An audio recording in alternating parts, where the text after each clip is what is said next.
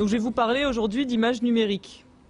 Alors quand je vous dis images numériques, vous pensez sans doute photographie numérique, mais en fait il n'y a pas besoin d'être un photographe pour avoir affaire à des images numériques.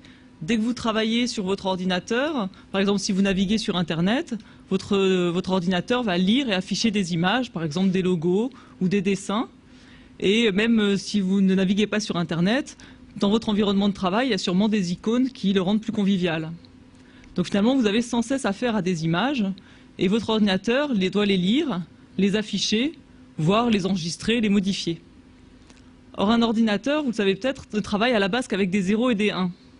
Donc ça veut dire qu'il doit y avoir une traduction entre ces nombres, à partir de 0 et de 1, des nombres écrits en binaire, et les images qu'il affiche. Donc c'est pour ça qu'on parle d'image numérique, parce qu'il y a des nombres là derrière. Donc on va d'abord voir vraiment ce que c'est qu'une image numérique. Alors en fait, il y a deux grandes familles d'images numériques. La première grande famille, ce sont les images vectorielles. Donc dans les images vectorielles, en fait, ça liste un ensemble d'objets géométriques. Par exemple, ici, il y a une image vectorielle qui s'est affichée. Eh bien, elle serait décrite dans l'ordinateur. En fait, dans le fichier, il y aurait expliqué que elle contient un disque rouge, ici, en spécifiant par exemple son centre et puis son diamètre. Et puis, alors ici, il y a une courbe, donc on pourrait donner une liste de points, et puis après, une interpolation comme ça pour les relier entre eux. Ou alors, on pourrait dire il y a un segment de droite de telle coordonnée à telle coordonnée. Et alors, le grand avantage de ce type d'image, c'est que un cercle, qu'on le regarde de près ou de loin, ou un disque, c'est toujours la même chose. Donc ça veut dire que si je zoome sur l'image, donc je peux zoomer sur l'image, a priori, elle n'est pas déformée. Alors là, il faut le temps que mon fichier se réactualise, mais c'est une image qui ne va pas être déformée parce qu'un cercle, c'est toujours un cercle. Donc ça, c'est très pratique. Le fait que ça ne se déforme pas quand on zoome. Par contre, évidemment, pour des images un petit peu plus compliquées, juste avec des listes d'objets géométriques, on ne va pas pouvoir faire des images très compliquées, comme des photos numériques. Donc c'est bien pour des logos. Pour des photos, ça ne va pas être l'idéal. Donc pour ça, en fait, on va utiliser la deuxième grande famille d'images numériques, qui sont les images matricielles ou images bitmap. Donc ça, alors, un indice pour voir en fait, entre l'image de gauche et l'image de droite que ce ne sont pas les mêmes, qu'elles ne sont pas de la même nature, ce que je vous disais, c'était de zoomer. Donc si je zoome maintenant, alors vous voyez que sur l'image de droite, on voit apparaître des sortes de petits carrés comme ça. On voit que l'image est déformée quand on zoome. Donc ça, c'est un indice que c'est sûrement une image en bitmap, une image matricielle. Et ces petits carrés, en fait, ce sont ce qu'on appelle des pixels. Je vais récupérer mon... Donc finalement, qu'est-ce que c'est qu'une image numérique en bitmap? C'est ce dont on va parler maintenant dans tout cet exposé. Quand je vais parler d'images numériques, ce sont des images numériques en bitmap. C'est un ensemble de points qu'on appelle pixels, de l'anglais picture element. Donc les pixels, c'est un peu comme les atomes de base de l'image numérique. Donc imaginez un tableau de pixels, comme ça, c'est rangé dans un tableau, ce qu'on appelle aussi une matrice. C'est pour ça qu'on parle d'image matricielle. Et puis, dans chaque case du tableau est rangé un nombre qui va coder la couleur ou le niveau de gris de ce pixel. Alors, pardon. Alors comment est-ce qu'on peut, comme ça, coder un niveau de gris ou une couleur? C'est ce qu'on va voir. Je vous disais, l'ordinateur, il ne contient que des 0 ou des 1. Donc c'est ce qu'on appelle un bit. Un bit, ça peut valoir 0 ou 1. Alors si j'utilise juste un bit pour coder la valeur dans mon pixel, je vais avoir le choix entre 0 et 1, j'aurai le choix entre deux couleurs, par exemple noir et blanc. Si je veux avoir plus de nuances, de niveau de gris, il va falloir que j'utilise plus de bits, pardon. Donc si j'ai 2 bits, j'ai deux choix pour le premier bit, 2 choix pour le second bit, j'aurai seulement 4 couleurs. Et en fait, si on veut avoir des dégradés assez fluides, de niveau de gris par exemple, il faudrait à peu près au moins 200 couleurs. Et donc ce qu'on utilise en fait, c'est 1 octet par pixel, c'est-à-dire une suite de 8 bits. Donc avec 8 bits, j'ai 2 choix pour chaque bit, et donc j'ai 2 puissance 8 possibilités, c'est-à-dire 256 possibilités pour des niveaux de gris. Donc ça va partir du nombre 0, qui codera le noir, jusqu'à 255 qui codera le blanc. Et puis entre deux, j'aurai toutes les nuances de gris. Alors ça, c'est pour des images numériques qui seraient en noir et blanc. On va voir que pour des images en couleur, c'est un petit peu plus compliqué. Alors, la couleur, en fait, il y a de nombreuses façons de la coder dans l'ordinateur. Moi, je vais parler essentiellement de deux types de codage qui sont assez connus, le codage RGB, ou rouge, vert, bleu en français, et puis je vais vous parler un petit peu aussi du codage en teinte, saturation, valeur. Alors, le codage RGB, hein, c'est celui qui est utilisé par le moniteur de votre téléviseur ou par votre ordinateur pour afficher la couleur. Le principe, c'est que votre téléviseur, par exemple, est capable d'émettre de la lumière bleue, de la lumière rouge et de la lumière verte. Et puis, selon les quantités de lumière qu'il envoie, comme ça, rouge, verte et bleu, on va pouvoir retrouver toutes les couleurs possibles.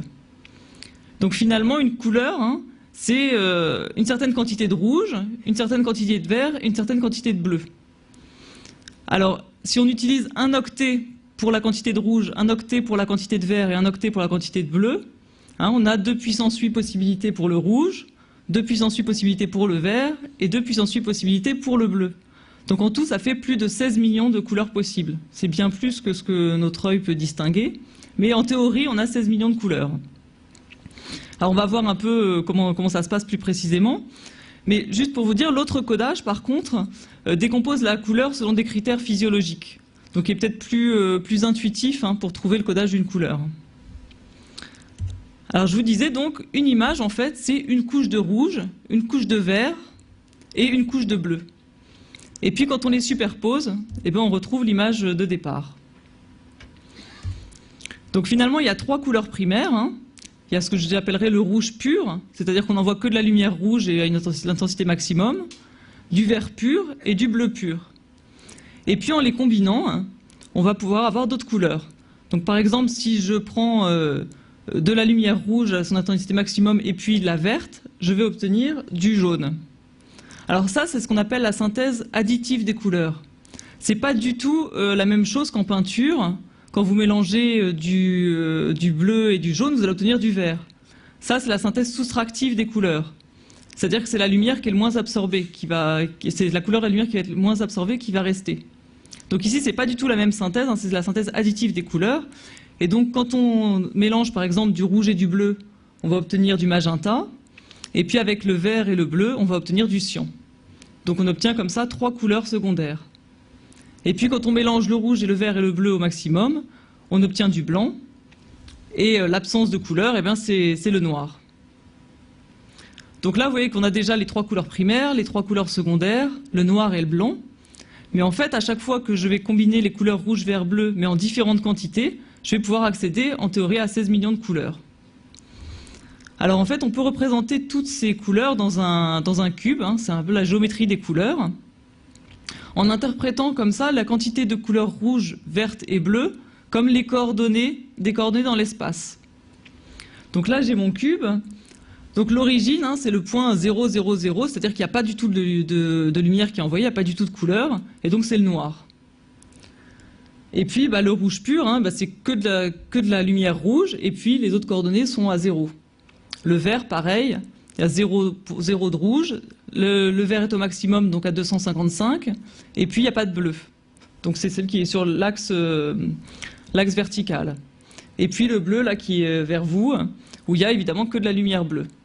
Alors je vous ai déjà parlé des couleurs secondaires, hein, qui vont être aussi sur les sommets du cube, puisque c'est le maximum de deux des couleurs primaires. Donc par exemple, sur la face qui contient le vert et le rouge, on va retrouver le jaune, hein, où on a mis le rouge et le vert au maximum. Et puis en fait, ce cube, il est plein de couleurs, hein, je ne peux pas toutes les représenter, hein, mais par exemple, si je voulais représenter une couleur qui serait émise avec le maximum de rouge, et puis la moitié de vert et la moitié de bleu, donc ce serait par exemple la 255, donc le maximum de rouge, et puis la moitié 128 de vert et de bleu, et j'aurai une couleur qui se trouve à peu près sur la face là, la face de droite de mon cube, et qui est, alors moi il apparaît un peu rose orangé, ici il est plutôt rose. Donc ça c'est une couleur qui est sur la face de droite. Mais à l'intérieur aussi il y a des couleurs, hein. Si je pouvais faire une section du cube, le cube est entièrement composé de couleurs différentes comme ça. Par exemple sur la diagonale là, qui va du noir au blanc, en fait on retrouve toute l'échelle des gris.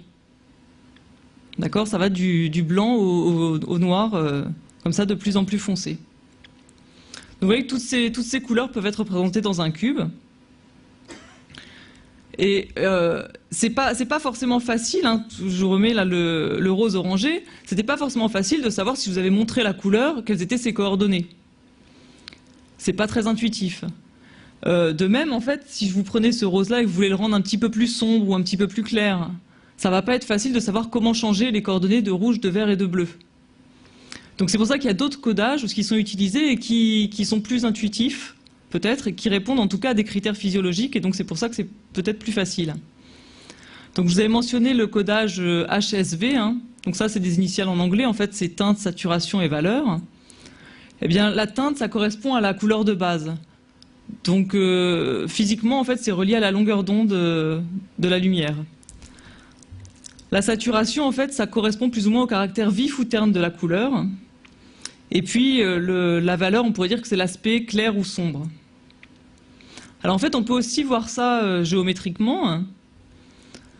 Par exemple, imaginez, donc ça c'est mon cube de tout à l'heure, et puis vous le regardez dans la direction de l'axe blanc-noir. Donc vous mettez au-dessus, hein, vous transposez au-dessus du cube dans l'espace, et puis vous le regardez dans la direction blanc-noir, donc on retrouve les autres couleurs, hein, qui étaient les sommets du cube. Bon, à part le noir qu'on ne voit pas, on retrouve le rouge à droite, le cyan à gauche, et ainsi de suite. Et bien en fait, la teinte, ça correspond plus ou moins à l'angle qui est formé avec l'axe blanc-rouge. Et puis la saturation, ça va être l'éloignement au centre, là, à mon axe blanc-noir. Tandis que la valeur, ça va être plus ou moins la profondeur dans le cube. Donc on peut retrouver ça géométriquement, il y a un lien, hein, il y a des formules qui existent pour passer d'un codage à l'autre. Alors je peux vous montrer un exemple de logiciel qui utilise ces différents codages. En fait, vous avez le choix, quand vous définissez une couleur, de la définir ou bien en rouge, vert, bleu. Donc là, ce sont les trois nombres à droite. Donc là, tout est à 0, hein, pour l'instant c'est le noir. Ou bien en teinte, saturation, valeur. Donc par exemple, si je mets que du rouge et 0, hein, je vois la nouvelle couleur là, c'est le rouge pur. Et puis je pourrais essayer de retrouver ma couleur que j'avais définie là, qui était sur la face de droite. Donc c'était 128 en vert et 128 en bleu. Et je retrouve donc la couleur que j'avais affichée qui était un peu rose-orangé. Alors vous voyez que là, l'ordinateur directement m'affiche les valeurs qui correspondent en termes de teinte, saturation et valeur, qui sont là 0, 50 et 100. Alors maintenant, si je veux modifier celui-là, cette couleur initiale, eh ben, je peux jouer par exemple avec la valeur, et vous voyez que je vais avoir un rose qui va être plus ou moins sombre. Et de même, si je diminue la saturation, c'est un peu comme si je diluais avec du blanc. Donc là, c'est plus facile de jouer avec une couleur pour la modifier un petit peu dans le sens où on le souhaite. Alors que vous voyez que si quand je modifie par exemple la saturation, ça modifie à la fois là les composantes de vert et de bleu. Quand je modifie la valeur aussi, et je peux modifier aussi la teinte, hein, et vous voyez que là tout bouge. Non, ici il n'y a que le bleu qui bouge, mais enfin la correspondance n'est pas a priori évidente. Donc ça peut être bien de jouer à partir d'une couleur de base pour avoir la couleur qu'on préfère.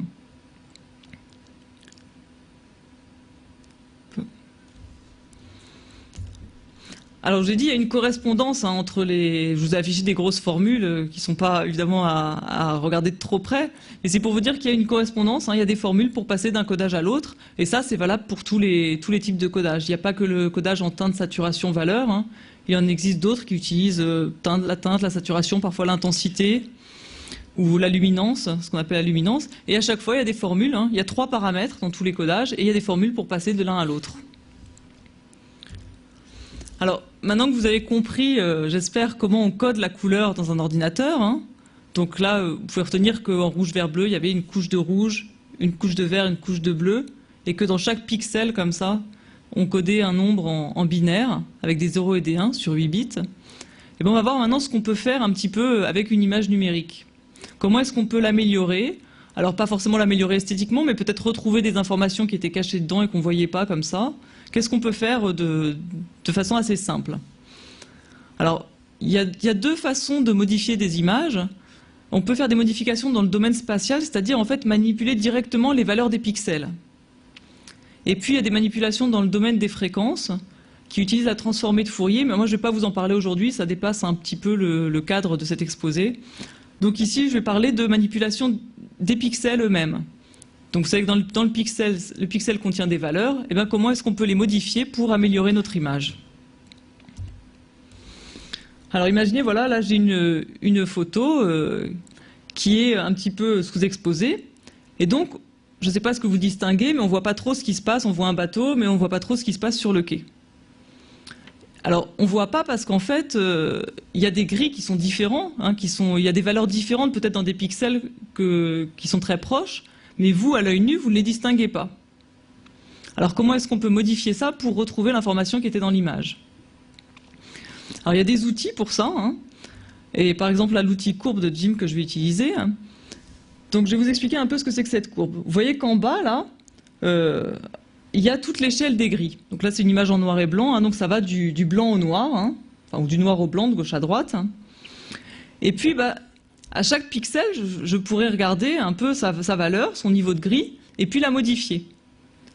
Alors, si j'utilise cette courbe-là, hein, en fait, quand je prends un pixel là sur le bas, je monte sur la courbe et lui correspond la même couleur, hein, la même couleur à gauche.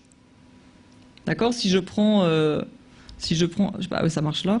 Si je prends ce gris, hop, je monte, lui correspond le même gris. Donc si j'utilise ça, j'ai rien fait, bien sûr. Maintenant, le problème ici, c'est que les gris qui sont proches, je voudrais un peu les distinguer. Donc je voudrais un peu les étaler. Donc si j'utilise une courbe comme ça, par exemple, je prends un gris foncé ici, je lui associe ce nouveau gris là qui est à gauche.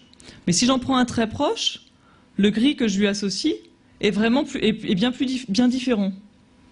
Donc ça veut dire que deux gris très proches que moi je ne distingue pas à l'œil nu, je vais prendre la valeur sa valeur dans le pixel, je vais la modifier grâce à cette courbe, et maintenant deux gris très proches deviennent plus éloignés. Alors ça, je fais ça hein, dans chaque pixel. Je regarde la valeur du pixel, je modifie ma couleur à l'intérieur grâce à cette courbe, et puis j'ai une nouvelle image. Alors voilà ce que ça donne avec la courbe, et vous voyez que c'est pas une autre photo. C'est la même photo, mais en fait, on a fait ressortir l'information qui était cachée dedans et qu'on ne voyait pas à l'œil nu. Donc là, on distingue quelqu'un sur le quai et on voit ça beaucoup mieux. Et ça, c'est juste parce que, à l'œil nu, je ne pouvais pas distinguer deux gris très proches. Alors, on peut faire ça sur une autre, sur une autre image.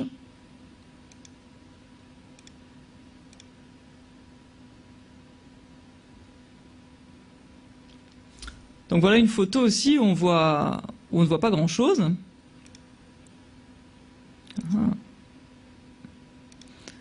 Et donc là, j'ai un outil courbe. Alors ici, juste, c'est une photo qui est en couleur. Vous voyez qu'il y a un tout petit peu de rouge, en tout cas. Donc en fait, on fait la même chose, mais là, c'est sur le canal valeur. Donc c'est un codage sur le codage si on le considère en teinte saturation valeur.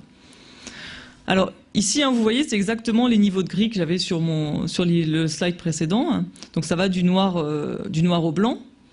Et puis derrière, là, j'ai en plus ce qu'on appelle un histogramme. C'est-à-dire qu'en fait, ça correspond pour chaque niveau de gris à la quantité de pixels qui sont de cette couleur-là. Donc vous voyez que en fait, la plupart, tout est en gris très foncé. Donc c'est ces couleurs-là qu'il va falloir étaler ici pour pouvoir distinguer quelque chose dans l'image. Donc en fait, je peux prendre ma courbe et puis hop, me la modifier comme ça. Et maintenant, on voit apparaître en fait ce qui était caché dans ma photo. Et c'était juste un parking sous la neige. Et quand on a pris la photo, évidemment, avec la neige, ça l'avait sous-exposé. Et en fait, le petit truc rouge qu'on voyait, c'était un panneau sens interdit.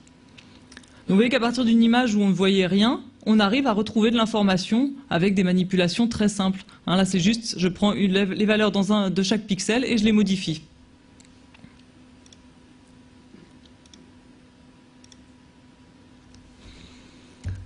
Alors, qu'est-ce qu'on peut faire d'autre? Toujours en manipulant comme ça les valeurs de chaque pixel. Alors, ce qu'on peut faire, c'est utiliser les valeurs dans les pixels voisins. Hein, parce que là, tout à l'heure, je prenais juste un pixel et je le modifiais juste en changeant sa couleur à partir de ma courbe. Je ne m'occupais pas de ce qu'il y avait autour. Donc, qu'est-ce que j'appelle les pixels voisins? Imaginez donc votre photo numérique, hein, c'est un tableau de pixels. Si je veux changer comme ça le pixel qui est au milieu, eh bien, je vais me servir des valeurs qui sont autour, c'est-à-dire là les 4 voisins les plus proches, c'est-à-dire au-dessus, en dessous, à droite et à gauche. Alors bien sûr, c'est un choix, hein. J'aurais pu faire les 8 voisins tout autour ou bien prendre un voisinage encore plus large. Mais l'idée, c'est d'utiliser les valeurs autour pour changer la valeur du milieu. Alors il y a plusieurs choses qu'on peut faire. Ce qu'on peut faire, c'est ce qu'on appelle lisser l'image. Donc on va voir un exemple. L'idée, c'est que si vous avez une image qui est très bruitée, c'est-à-dire qu'il y a quelques petites valeurs aberrantes, par exemple vous avez un ciel, ce qu'on va voir tout à l'heure, et puis il y a des petits pixels qui sont noirs, dans un ciel qui est gris. Alors ça, c'est un petit peu étrange, on dit que l'image est bruitée. Et donc ce qu'on veut vouloir, c'est lisser l'image, la rendre un peu plus uniforme, faire un dégradé de couleur un peu plus uniforme. Alors pour ça, ce qu'on fait, c'est que une valeur aberrante, ce serait une valeur qui serait très différente des voisins. Donc pour lisser l'image, en fait, on va additionner la valeur de tous les pixels voisins, donc tout autour avec celui du milieu. Et puis on va, là, comme on additionne, on a dans tout 9 valeurs, on va diviser par 9. Et ça va lisser l'image. Alors on va le voir sur un exemple.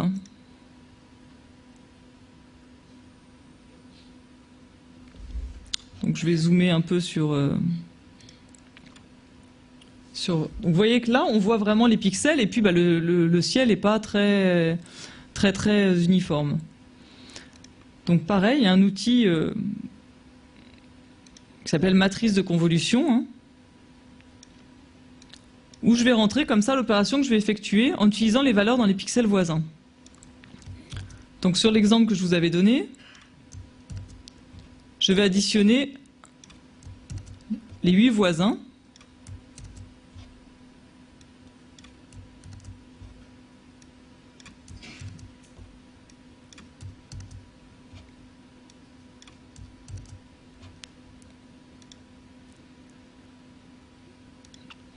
Et donc ce qui va se passer, hein, c'est que pour chaque pixel, on va prendre la valeur, additionner tous les voisins, diviser par 9, et puis on obtient une nouvelle valeur. Donc je valide, et regardez le ciel. Vous voyez que ça a lissé l'image. Finalement, maintenant, les couleurs des voisins sont plus proches. Donc, je peux vous faire avant-après encore, si je... Hop. Donc c'était comme ça. Et après un lissage, voilà ce que ça devient. Alors forcément, ça peut flouter un petit peu aussi l'image. Hein, si j'avais un bord, je sais pas, le bord d'une maison, peut-être qu'il va être un petit peu plus flou. Mais en tout cas, ça élimine, entre guillemets, les valeurs aberrantes si l'image était bruitée.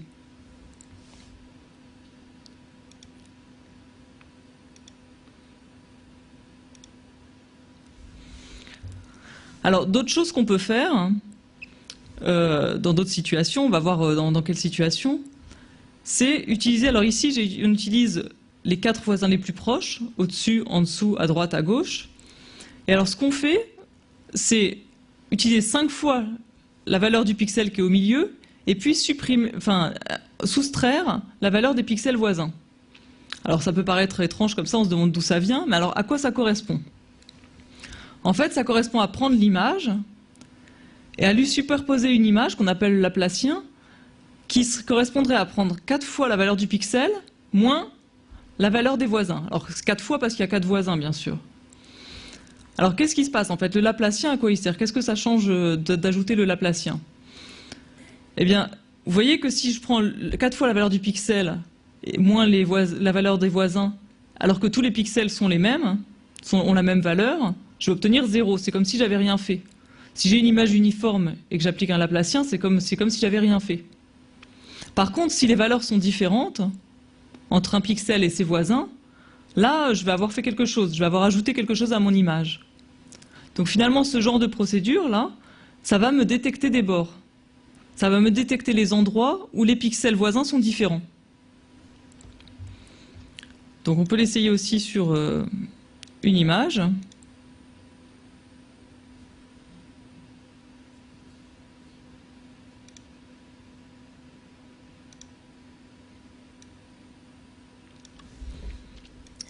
Donc on peut d'abord faire juste le Laplacien tout seul pour voir ce que ça donne. Et puis après on superposera l'image.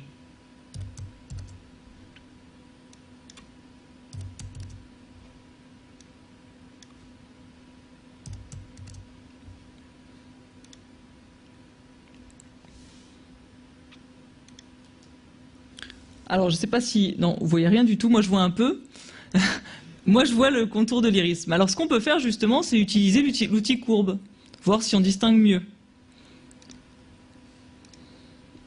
Donc là, c'est pareil, hein, mais il faut que j'étale un peu mes grilles. Hop, et vous voyez ce que ça donne, le Laplacien, en fait. Ça dit ça...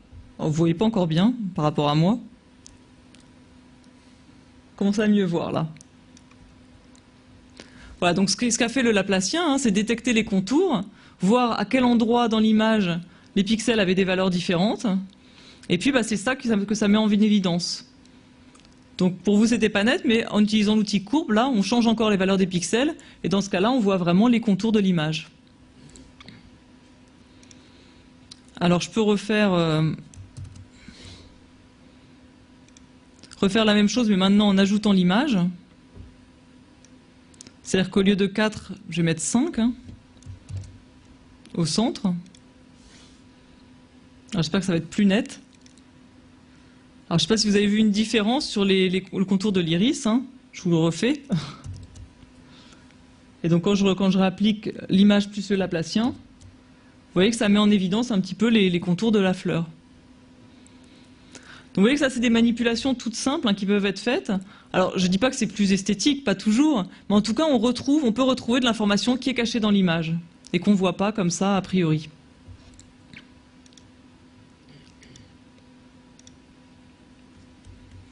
Alors moi je vous ai parlé comme ça du codage de la couleur, comment vous pouvez faire des manipulations simples, il y en a bien d'autres. Vous pouvez chercher des outils, souvent quand vous avez quelque chose pour traiter vos photos, il y a plein d'outils qui sont disponibles. Alors parfois, c'est un peu caché ce qui se passe derrière, mais il y a plein d'outils qui sont disponibles et on peut faire déjà beaucoup de choses en manipulant les pixels comme ça, directement de ce qu'on appelle dans le domaine spatial. Ce dont va vous parler Thierry maintenant, c'est un autre problème avec les fichiers numériques. C'est que maintenant, si vous voulez, vous avez une image, vous avez retrouvé l'information, et puis vous voulez l'envoyer à vos amis, eh bien, une image, ça peut être très très lourd si on l'envoie telle qu'elle. D'accord ? Même si la bande passante des réseaux augmente sans arrêt, il est possible que ça prenne plusieurs minutes à partir si vous envoyez plusieurs photos par email. Et donc, ce qu'on fait dans ces cas-là, c'est qu'en fait, les photos ne sont pas envoyées telles quelles, mais elles sont ce qu'on appelle compressées. Et c'est ce dont va vous parler Thierry maintenant.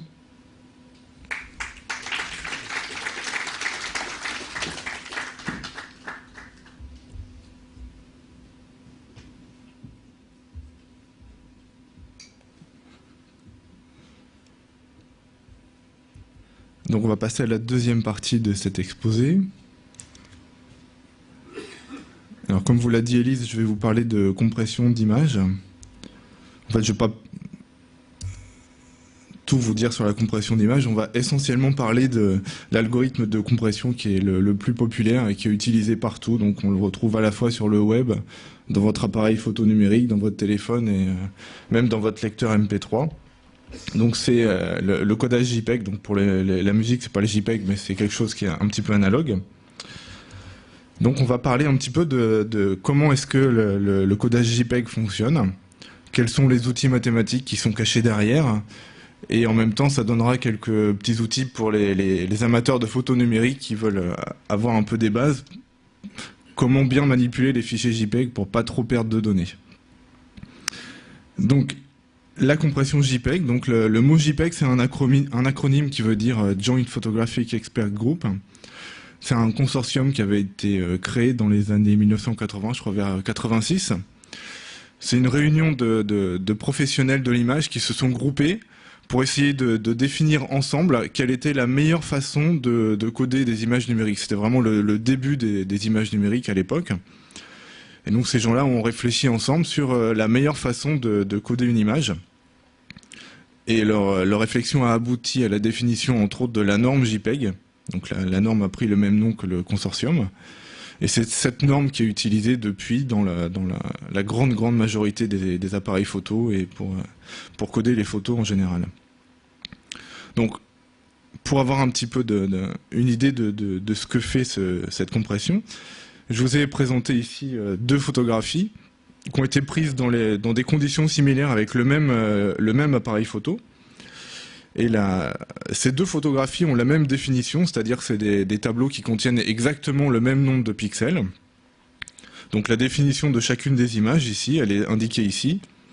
C'est 1600 pixels sur la hauteur et 1200 pixels sur la largeur. Donc comme Élise vous a expliqué que sur un pixel, quand on codait la couleur, en fait on avait besoin de 3 couches, une couche de rouge, une couche de vert, une couche de bleu. le nombre total d'octets qui sont nécessaires pour coder toute l'information qui est donnée dans une image comme ça, il est écrit ici, donc c'est 1600 x 1200 x 3, ce qui nous fait 5625 kilooctets. Donc ça, c'est vraiment l'information totale qui est contenue dans chacune des images. Pourtant, si je regarde sur mon ordinateur quel est le poids de chacune des images, vous voyez que la première image qui est ici, l'iris, en fait, son poids n'est que de 344 kg. Donc c'est vraiment beaucoup moins que la quantité d'informations qu'il est censé contenir. Et le second fichier, qui code pourtant une image de même taille, donc c'est beaucoup moins encore que 5625 kg, c'est 1250 kilooctets. Donc c'est malgré tout beaucoup mieux que la quantité d'informations théoriques, mais on voit que c'est un petit peu plus élevé que le premier. Donc on va essayer d'expliquer un petit peu comment est-ce que le codage JPEG parvient à réduire les 5600 kg ici en des poids beaucoup plus réduits. Donc expliquer qu'est-ce qui est caché derrière, et puis aussi j'ai essayé de dire 2 mots de pourquoi est-ce que le poids des fichiers varie suivant la photo qui est prise. Donc quel est le principe de la compression JPEG? Disons qu'elle fonctionne en 2 étapes. Et on peut imaginer imager finalement le processus de la compression JPEG en disant voilà, on a un fichier, une image qui représente une quantité d'informations assez énorme, et on voudrait essayer de réduire cette information de sorte à ce que ça prenne le moins de place possible sur l'ordinateur ou dans le fichier que je vais envoyer. Et je vais comparer ça à ce qui se passe quand on part en voyage et que on veut emmener un certain nombre de choses. Donc on a tout préparé, tous les bagages qu'on voulait emmener, j'ai tout étalé par terre. Et puis là, je vais chercher la valise et je m'aperçois que la valise est beaucoup trop petite pour mettre tout ce que j'avais prévu d'emmener. Donc il y a 2 choses que je vais faire.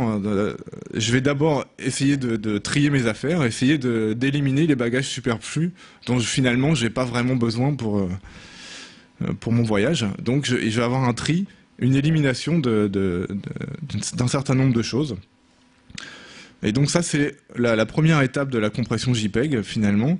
C'est on élimine une partie de l'information de l'image qui finalement n'est jugée pas nécessaire à la qualité de l'image. Donc quelle partie on va éliminer, finalement, on va un petit peu discuter de tout ça. Et donc cette élimination d'une information, elle se fait via une transformation qui s'appelle la transformée en cosinus discrète, dont on va dire quelques mots et qui est assez proche de la transformée de Fourier qu'a évoqué tout à l'heure Élise. Et une fois que j'ai éliminé les bagages dont j'avais vraiment pas besoin, il me reste que les bagages nécessaires et il faut que j'essaye de faire entrer tout ça dans ma valise. Et donc ça va être essayer d'être le plus astucieux possible pour que les bagages qui me restent, j'arrive quand même à les caser à l'intérieur. Donc il faut que je redonne mon rangement de la meilleure façon possible. Et ça, au niveau du codage JPEG, c'est essentiellement réalisé par un algorithme très astucieux qui s'appelle le codage de Huffman, qui prend l'information qui est restée après l'élimination de la première étape et qui va essayer de coder cette information de la manière la plus compacte possible. Donc on vous expliquera aussi comment est-ce que fonctionne ce codage de Huffman, quels sont les outils qui sont derrière.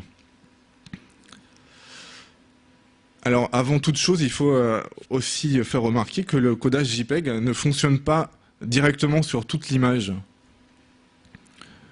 à la fois. Il commence par faire un petit découpage de l'image. L'image est découpée en petits carrés qui font chacun 8 sur 8 pixels. Et chacun des petits carrés va être traité individuellement. Donc ici, voilà, j'ai zoomé sur le petit carré qui est entouré en bleu ici. Voilà le genre de petits tableaux sur lesquels va agir le codage JPEG. Donc là, je vous ai montré une image en noir et blanc. On va faire comme si l'image était en noir et blanc, donc que l'information était codée sur un seul octet. Pour une image couleur, disons qu'on procède par couche, donc ou bien par couche RGB, ou plutôt en utilisant des codages du type teinte, saturation, valeur. On va pas trop détailler ça. Donc voilà, j'ai mon image en niveau de gris. Et l'idée, c'est que, je vous ai dit, la première étape, on va essayer d'éliminer une partie de l'information pour pour finalement diminuer le poids du fichier. Donc au départ, mon tableau de pixels, j'ai un tableau de 8 sur 8 pixels, et je voudrais éliminer de l'information dedans. Tant que je garde cette description en une liste de valeurs qui code les valeurs de pixels, éliminer de l'information, ça reviendrait à enlever des pixels simplement. Si je fais simplement ça, je vais me retrouver avec une image qui va avoir des trous, ce qui ne va pas être tout à fait souhaitable au niveau de la qualité de l'image. Donc, la première idée qui vient, c'est de dire qu'il faut trouver une autre façon de décrire ce tableau de pixels, autrement que donner la liste des valeurs des 64 pixels qu'il constitue. C'est précisément l'objet de la transformée en cosinus discrète. Et cette transformée, en fait, c'est décrire mon bloc de niveau de gris d'une autre manière. Alors comment est-ce qu'on fait? On dispose de 64 images de base qui sont représentées sur le tableau que j'ai montré ici.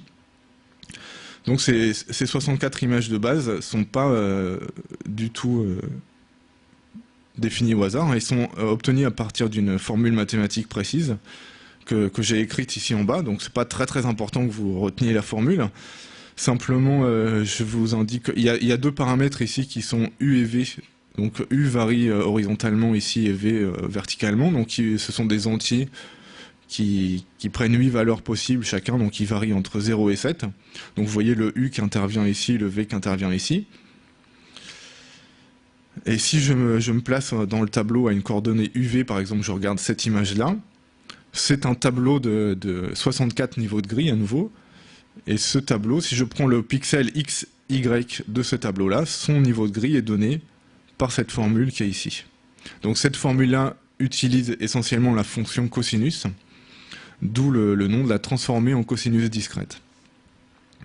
Donc voilà, ça c'est la formule qui donne tous ces niveaux de gris. Et je vais essayer de vous montrer qu'à partir de ces images-là, on peut effectivement coder autrement mon tableau de 64 pixels que j'avais au départ. Donc quel est le principe? C'est que, associé à chacune de ces 64 images de base, je vais calculer un coefficient qui va dépendre évidemment du bloc de pixels que j'ai à coder. Et cette image de base va être multipliée par le coefficient correspondant, et je vais additionner tout ça. Et la théorie mathématique qui est derrière prouve que le résultat sera le bloc de pixels que j'avais au départ. Donc je vais vous montrer tout ça dans un instant. Donc le principe de la transformée en cosinus discrète, il est synthétisé ici. J'ai mon bloc de 8 sur 8 pixels qui est ici. Je vais lui appliquer la transformée en cosinus discrète, et le résultat que je vais avoir, ça va être un tableau qui va dépendre des deux paramètres U et V que je vous ai montré tout à l'heure. Et T de UV, c'est le coefficient par lequel je dois multiplier l'image que j'avais aux coordonnées U et V. L'inverse de la transformée en cosinus discrète, ça va être à partir de ce tableau des coordonnées, je reconstitue mon image en additionnant chacune des 64 images de base, et je dois retrouver l'image que j'avais au départ. Donc je vais vous montrer ça tout de suite à l'aide d'un petit logiciel. Alors, je vais présenter ça comme il faut.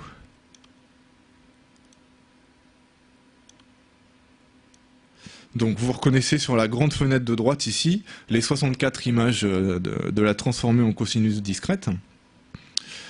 Et sur les deux images qui sont à gauche, alors l'image du bas ici, c'est mon bloc de 8 sur 8 pixels que j'essaye de coder à l'aide de ma transformée.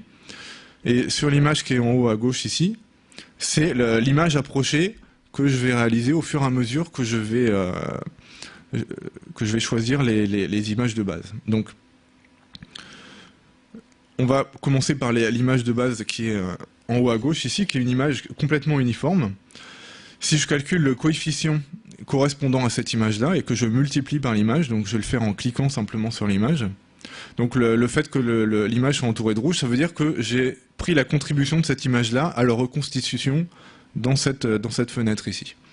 Donc évidemment, mon image ici est uniforme. Quand je la multiplie par un certain coefficient, ça me donne à nouveau une image uniforme. Le coefficient qui est ici est tel que le niveau de gris de cette image-là, c'est précisément le niveau de gris moyen des 64 pixels qui sont ici. Donc c'est la meilleure approximation que je peux faire par une image uniforme. Si je regarde cette image de base ici, là, qui est la deuxième sur la ligne du haut, vous voyez que cette image-là est constituée d'un dégradé horizontal de gris. Donc le coefficient qui va être associé à cette image-là va me dire finalement si dans mon image que j'essaye de reconstituer, est-ce que je vais avoir plutôt du clair à gauche ou plutôt du clair à droite. Donc ça va me coder finalement si l'image est dans quel sens varient les niveaux de gris horizontalement. Donc si je prends en plus la contribution de celui-là, vous voyez qu'on a un léger dégradé horizontal. Et effectivement, quand je regarde l'image complète ici, vous voyez qu'elle est plutôt plus foncée à droite qu'à gauche. Donc c'est normal que ici mon niveau de gris soit plus foncé que sur la gauche ici. Si je regarde ce qui se passe pour cette image qui est ici, qui me donne le niveau de gris vertical, le dégradé vertical, vous voyez qu'effectivement je vais obtenir un dégradé avec quelque chose de plus foncé en haut qu'en bas, ce qui est naturel quand je regarde mon image que je veux obtenir. Donc on va comme ça additionner toutes les contributions des images de base, et au fur et à mesure que j'additionne les contributions, vous voyez que l'image que j'ai ici, l'image approchée, ressemble de plus en plus à mon image complète. Alors, si je prends d'un coup toutes les images de base, il n'y a pas de surprise, c'est exactement l'image complète que j'obtiens. Hein, c'est la théorie qui veut ça, c'est que ces images-là permettent une description complète de chacun des blocs de 64 pixels. Et donc effectivement, à l'aide de mes 64 coefficients T2IV, je vais réussir à reconstituer toute mon image ici. Alors là, vous allez me dire, c'est super, j'avais 64 niveaux de gris qui codaient mes 64 pixels, et je me retrouve avec 64 coefficients, on n'a pas gagné grand-chose. Alors en fait, si, on a gagné beaucoup de choses, parce que dans ces coefficients-là, en fait, il y en a plein qui ne servent pas à grand-chose. Et on peut le voir ici, en supprimant ces coefficients qui sont ici. Vous voyez qu'ici, je supprime les images de base qui sont dans le coin en bas à droite, et vous voyez que l'image approchée qui est là, elle change pas grand-chose. Elle reste très proche de ce que je veux coder à la fin. Donc pourquoi donc, si vous connaissez un tout petit peu les transformés de Fourier, vous connaissez un petit peu les termes de fréquence, en fait l'idée c'est que les images qui sont les images de base en haut à gauche codent les basses fréquences de mon bloc de pixels, et celles qui sont tout en bas à droite codent les hautes fréquences. Et les hautes fréquences sont a priori moins importantes, elles ne codent que des détails très très fins dans l'image. Si je suis pas trop exigeant sur la qualité du résultat, je peux supprimer les hautes fréquences, ça va pas trop changer l'image que je veux obtenir. Donc si je supprime effectivement les hautes fréquences, donc je continue à avoir une image approchée qui est satisfaisante. A l'inverse, je pourrais imaginer supprimer seulement les basses fréquences, et là vous allez voir que tout de suite, dès que je supprime quelques coefficients dans les basses fréquences, j'obtiens une image approchée qui est au contraire très éloignée de ce que je veux. Donc l'idée c'est ça, c'est que on va surtout garder les coefficients des images en haut à gauche, et celles qui sont en bas à droite, plus ou moins on va se permettre de les jeter. Donc l'information qu'on va éliminer dans la partie codage, la première partie du codage JPEG, c'est effectivement éliminer d'une certaine façon les hautes fréquences.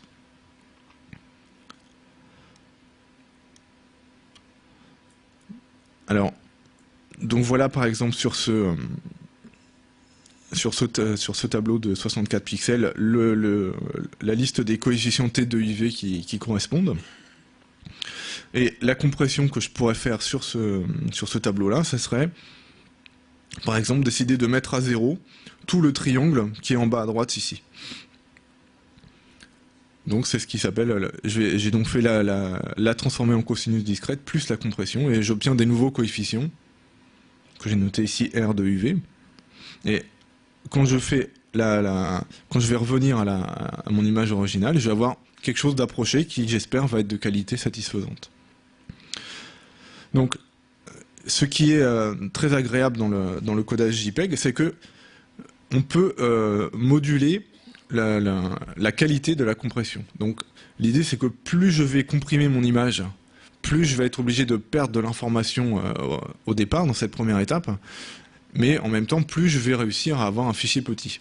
Donc la bonne façon d'utiliser le codage JPEG, c'est de trouver le bon compromis entre la qualité qu'on veut obtenir sur l'image à la fin et la place disponible qu'on a pour enregistrer notre fichier.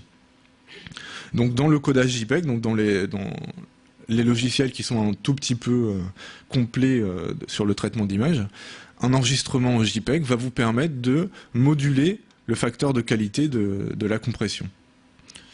Et donc, essentiellement, le facteur de qualité, ça va être compter finalement le nombre de coefficients que je vais jeter dans l'algorithme que j'ai décrit. Donc je vais vous montrer ici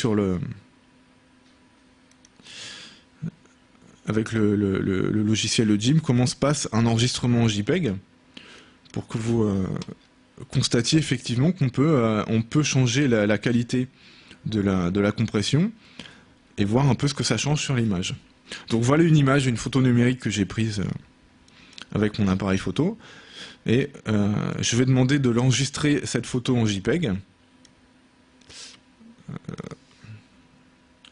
Et je vais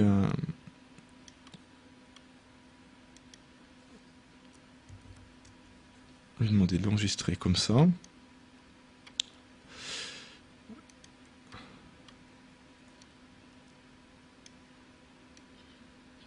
Donc, vous voyez que dans la fenêtre que m'envoie mon logiciel, j'ai un curseur ici qui s'appelle la qualité et qui me propose donc de moduler la qualité de compression. Donc ici, par défaut, il me propose une qualité 100 qui essentiellement revient à pas comprimer du tout mon fichier et donc à pas perdre d'informations. Et ce qui me fait une image, vous voyez, qui est indiquée ici, dont le poids est de 131 kilooctets. Maintenant, je peux comprimer cette image en modulant le curseur. Et vous voyez que quand je descends à 95% de qualité, là, je suis descendu tout de suite à 61 kg. Donc j'ai déjà éliminé une partie de l'information de manière substantielle, puisque j'ai divisé par 2 le poids du fichier. Et là, vous voyez que j'ai éliminé de l'information sans que la qualité de la photo soit tellement altérée. Par contre, si je continue à baisser le curseur, vous allez commencer à voir des artefacts qui vont apparaître sur la photo. Je ne sais pas si vous les voyez à peu près bien. Au niveau de l'interface entre le ciel et les maisons, vous voyez qu'il y a quelques petits défauts qui commencent à apparaître. Alors que là, vous voyez que la taille du fichier a encore été divisée par 3. Et là, je peux continuer à baisser la qualité. Et plus je vais baisser la qualité, et plus ces artefacts vont être évidents et vont être gênants en fait. Et donc si je descends vraiment à fond la qualité, vous allez carrément apparaître les blocs de 8 sur 8 pixels qui arrivent. Vous voyez dans le ciel, vous les voyez nettement se dessiner. Donc on voit effectivement le découpage en blocs de 8 sur 8. Alors que là, vous voyez que la qualité est vraiment très très faible. Mais à côté de ça, vous voyez que mon image est descendue à 9 kilooctets au lieu de 130 kilooctets. Donc vous voyez qu'on peut complètement moduler la qualité et le poids de l'image à l'aide du codage JPEG. Donc essentiellement en comptant le nombre de coefficients qui sont mis à 0 dans l'opération que je décrite tout à l'heure.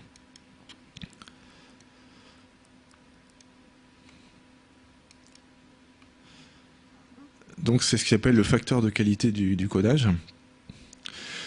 Et donc une fois que j'ai décidé de mon facteur de qualité, j'ai mis un certain nombre de coefficients à 0.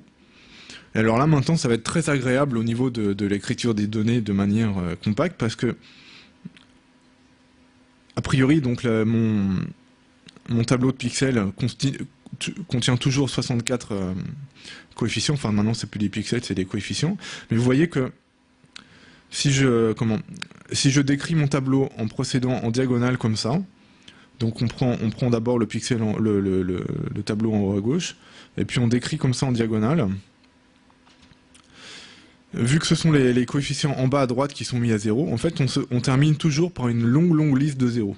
Et donc dans le codage JPEG, il y a un symbole spécial qui signifie que on termine un bloc. Donc j'ai matérialisé ici par une étoile. À chaque fois que le décodeur JPEG va rencontrer ce symbole-là, il sait que tout le reste du bloc est constitué de zéros, et donc ça permet d'éliminer comme ça tous ces zéros qui sont devenus inutiles. Donc déjà, ça va compacter pas mal le codage. Ceci dit, c'est pas suffisant, et c'est en ça que la deuxième partie du codage JPEG est intéressant, avec le codage de Huffman.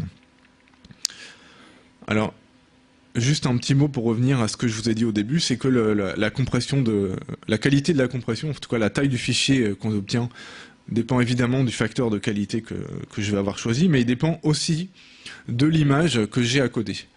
Donc en fait, j'ai été un petit peu simpliste quand j'ai décrit la façon dont le codage JPEG fonctionne.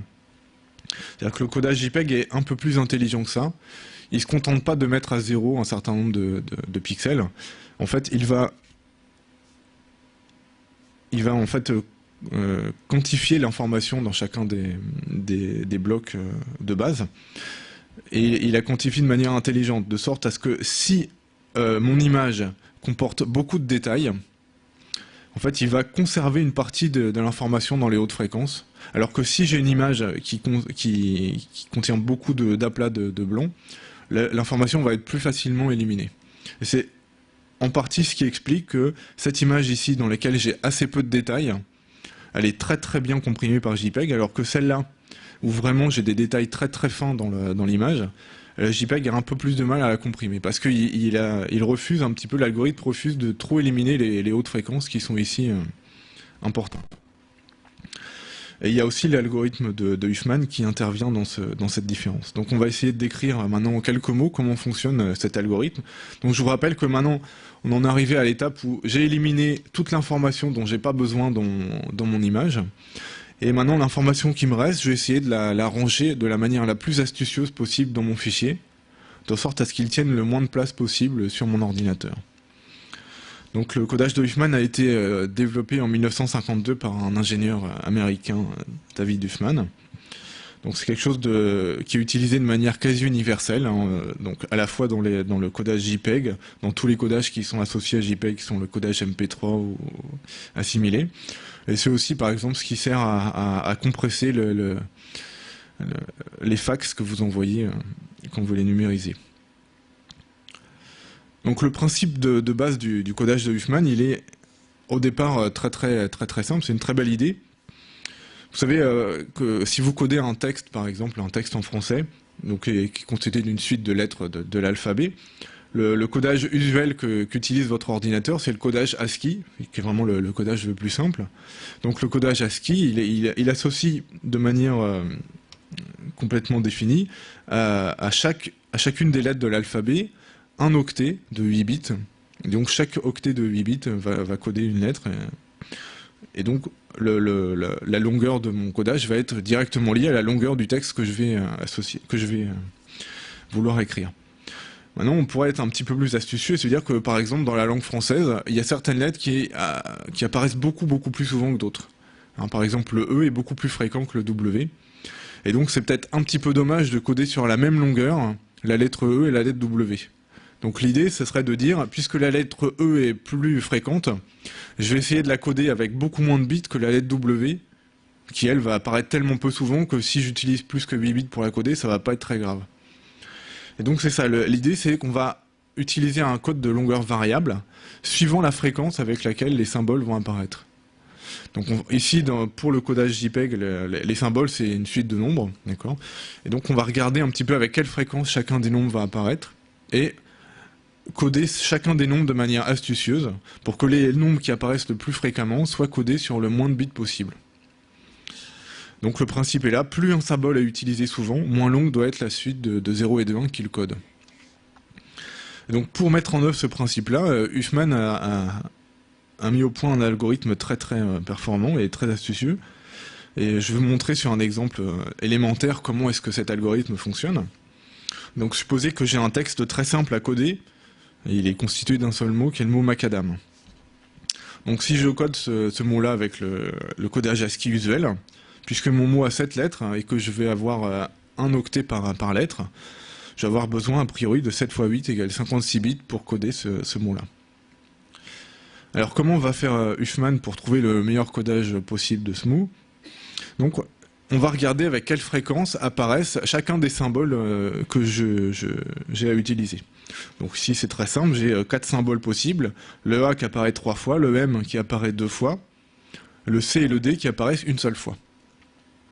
Et à l'aide de cette liste de fréquences, on va construire un arbre, et cet arbre va être construit de telle sorte que les symboles qui sont les plus utilisés vont être proches de cette racine, les symboles les moins utilisés vont être très loin de la racine.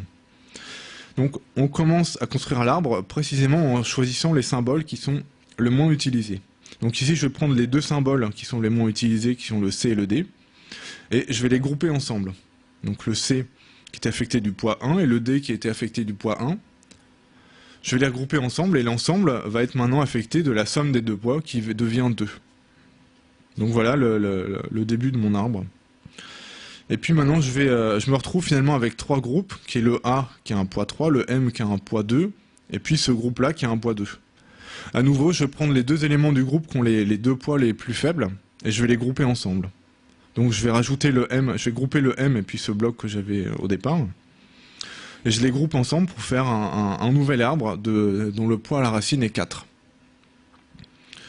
Et puis je continue comme ça jusqu'à l'épuisement de tous mes symboles. Donc ici ça va être très vite réalisé. J'ai plus qu'à ajouter le A à mon arbre et j'obtiens mon arbre définitif qui est celui-ci.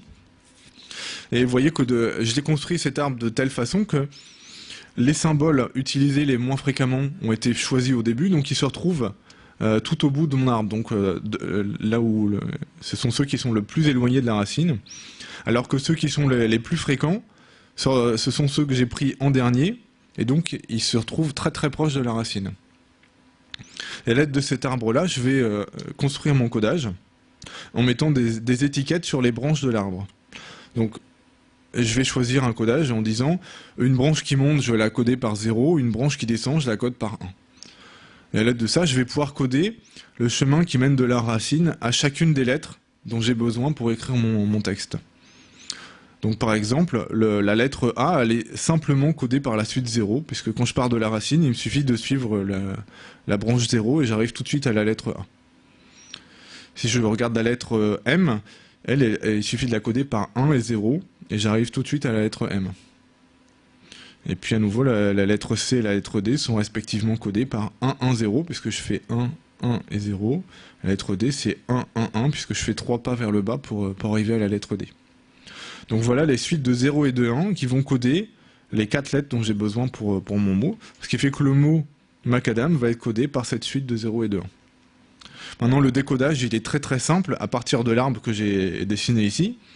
Je vais prendre ma suite de 1 et de 0 qui est ici, et je commence à partir de la racine à suivre les chiffres qui sont ici. Donc je commence par un 1, après j'ai un 0 qui m'amène tout de suite au M, et donc je peux écrire le premier M qui est là. Après je continue par un 0 qui m'emmène tout de suite à mon A qui est là, et ça me donne le A qui est là. Et donc en prenant les 0 et les 1 au fur et à mesure, j'ai très vite fait de reconstituer le mot qui était ici.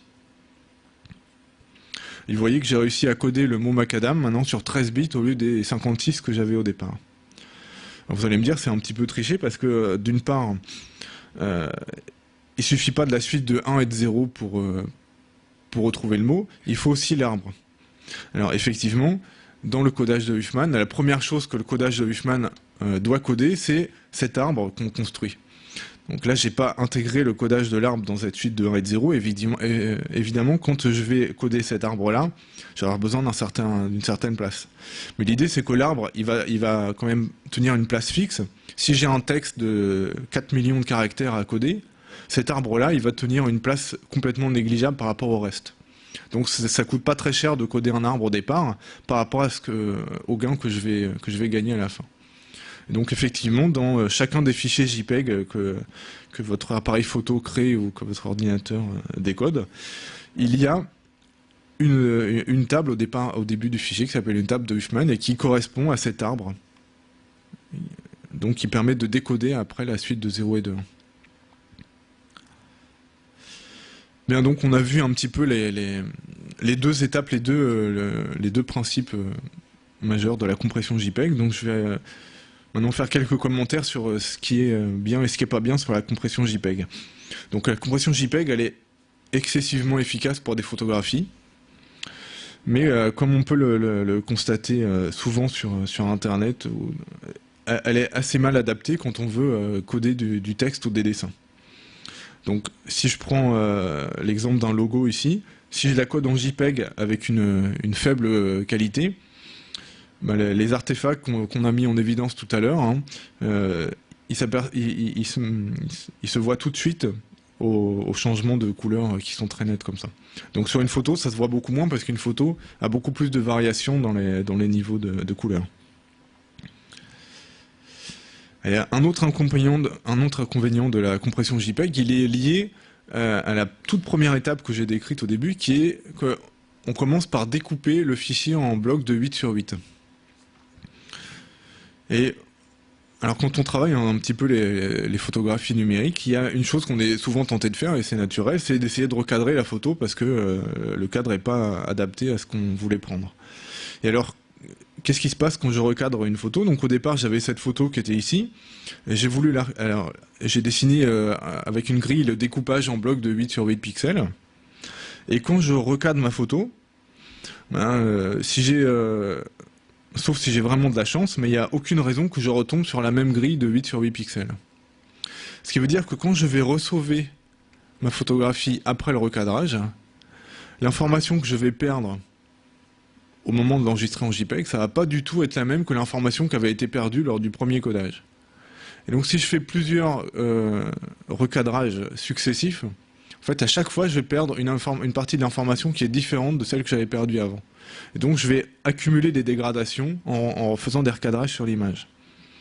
Donc ça, j'ai fait l'expérience avec un fichier. Donc voilà l'image originale qui est à gauche et puis un détail pour mieux mettre en évidence ce qui se passe. Après un seul recadrage de mon image, et en l'enregistrant avec un format JPEG de qualité moyenne, vous voyez que j'ai déjà quelques défauts qui apparaissent au niveau du changement de couleur entre le blanc et le vert ici. Et après 5 recadrages, j'ai franchement quelque chose qui devient de qualité médiocre. Et là, c'est seulement parce que j'ai fait des recadrages différents. Donc c'est quelque chose qu'on peut avoir à l'esprit quand on travaille un peu les photos en JPEG, c'est que le recadrage, il faut le faire une seule fois, il ne faut pas le faire plusieurs fois, quoi. Alors, est-ce que le codage JPEG est la seule façon de compresser des images? Non, il y a beaucoup d'autres façons de le faire. Donc je vais en mentionner essentiellement deux là, parce que en fait, il y a essentiellement trois algorithmes de compression qui sont reconnus sur Internet, par exemple. Donc il y a le codage JPEG, donc on a vu qu'il peut en adapter pour des photos. Et il y a aussi l'algorithme qui s'appelle GIF. Alors lui, il a d'autres particularités que le codage JPEG. Au lieu de coder les couleurs sur 16 millions de couleurs, comme l'a expliqué Elise, avec 3 couches de rouge, vert et de bleu, en fait le fichier GIF, il a cette particularité qu'il va en fait essayer d'approcher les couleurs de l'image et en réduisant la palette au maximum. C'est-à-dire qu'il va essayer il a le droit au plus à 256 couleurs, et donc il va essayer de trouver les 256 couleurs parmi les 16 millions possibles qui vont être les plus pratiques pour coder mon image. Donc ça aura l'avantage que chacune des couleurs va être codée sur 1 octet au lieu d'être codée sur 3 octets. Par contre, l'inconvénient, c'est que du coup, on va avoir des dégradés de couleurs qui vont être beaucoup moins fluides qu'avec les 16 millions de couleurs auxquelles on avait le droit au départ. Et ça, on peut le mettre en évidence sur des détails de photos. Donc voilà une image JPEG, enfin c'est le détail d'une image JPEG grossi. Donc ici, j'ai un dégradé de couleurs qui est relativement fluide. La même image codée en GIF, du fait que j'ai le droit à 256 couleurs, vous voyez que le dégradé ici est beaucoup plus visible. Donc j'ai pas une qualité aussi belle des dégradés. Alors c'est pas le seul inconvénient du codage GIF. L'autre gros inconvénient du GIF, c'est qu'il a utilisé un algorithme de compression qui était extrêmement astucieux aussi. Et c'était un algorithme de compression sans perte qui s'appelle LZW. Donc LZW, c'est les initiales de trois trois scientifiques. Donc L, c'est Lempel, Abraham Lempel, je crois. Z, c'est Jacob Ziv. Donc Lempel et Ziv ont mis au point un algorithme très très performant de compression sans perte. Et cet algorithme a été modifié par un troisième larron qui s'appelle Welch, je crois. Et Welch travaillait pour une société, et cette société a breveté l'algorithme LZW. Du fait, l'algorithme de compression utilisé pour le GIF est devenu un algorithme non libre, donc a priori pour lequel il fallait payer à chaque fois qu'on l'utilisait. Donc ça a poussé un certain nombre de gens à développer d'autres algorithmes qui seraient libres et donc on pourrait utiliser de manière complètement gratuite. Et donc ça conduit au développement du troisième algorithme de compression qui s'appelle PNG. Donc il a quelques avantages par rapport au GIF, qui est que l'algorithme est encore plus performant que celui du GIF. Donc il y a plusieurs étapes très astucieuses dans le PNG. Il utilise uniquement la partie LZ de l'algorithme de compression qui était totalement libre. Et il compresse sans perte les photos. Par contre, évidemment, il permet d'avoir des fichiers d'un poids plus élevé que le JPEG. Juste un mot pour dire que l'algorithme LZW est tombé dans le domaine public, je crois, depuis quelques années, donc maintenant on peut l'utiliser gratuitement. Voilà, je conclurai en vous disant que donc, les manipulations qu'on a faites ont été utilisées avec le GIMP. Et je vous remercie de votre attention. Et si vous avez des questions, on est disponible.